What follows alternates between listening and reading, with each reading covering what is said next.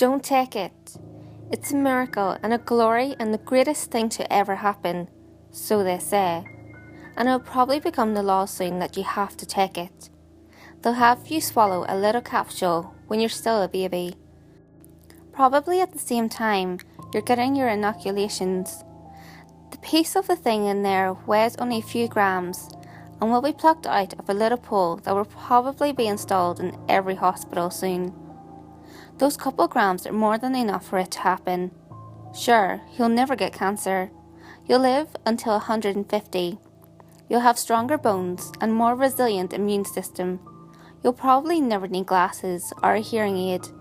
If you lose something small like a finger, in half a year you'll have it back. If you lose your whole arm, in 2 years you'll have it back with nearly full functionality. It's a sort of miracle that's believable enough to catch on. It won't solve all our problems, and it'll even create a few more. Like overpopulation, like we never saw coming. But it works, and it's cheap, and it's plentiful, and that's all we need. Sure, they can't quite explain how the thing actually manages to rewrite our genetic code after we swallow a few grams, but they promise the answers will come someday, and that there are no ill side effects. It's from a previously unknown variety of starfish, but they won't even tell you that on the news. I think the story right now is that it's something they're growing artificially. These starfish live in the deepest, darkest places in the ocean, and they aren't very big or interesting looking. Honestly, we've probably seen them down there before 1,000 times and just looked them over. It just so happened that prick with the show about eating weird foods got a hold of one. God knows how. And thought it was a different kind of starfish and ate part of it, and a year later he had the foot he lost back. I'm sure they tore apart his house and tested gallons of his blood and interrogated everyone he ever spoke to. But somehow they figured out just when the regeneration happened and eventually found the fucking thing. It had been alive when he had one of its arms, and I guess he took a pity on it and let the thing live in a tank in his house. Well, this led to that, and eventually they brought up a ton of the suckers. But here's the thing. Think about our technology and innovations.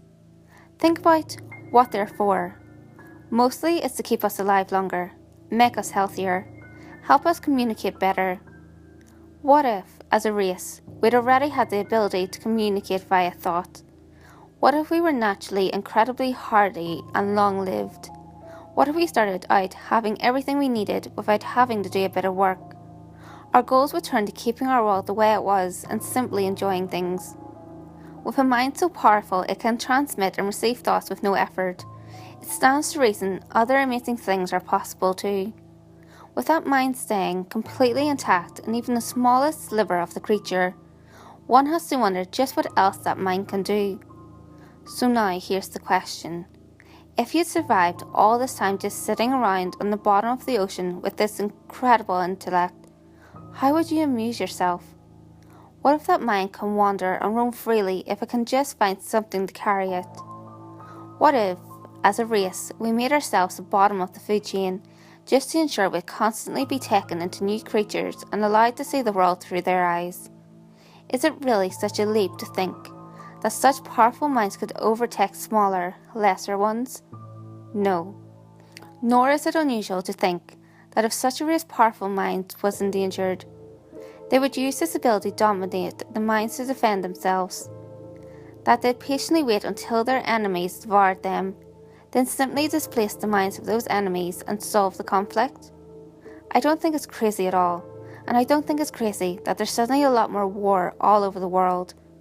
A lot research put into birth control and the accidental release of that superbug that makes men sterile. We should be enjoying world peace, but instead, we're killing each other faster than ever before. Maybe they're not even threatened. Maybe we're just a game to them. Maybe we're the 100th race of beings these things have done this with. All I know is they don't turn you into some zombie from a cheesy old sci-fi flick to let you think you're still in control. That what they want you to do is actually what you want to do. It all seems so natural, so right. Then we're in World War III, and the only thing the bombs won't scorch clean is the floor of the ocean.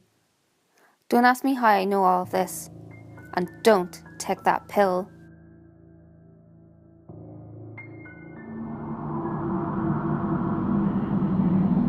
Hey guys, if you enjoyed this video, give it a thumbs up and share it with your friends.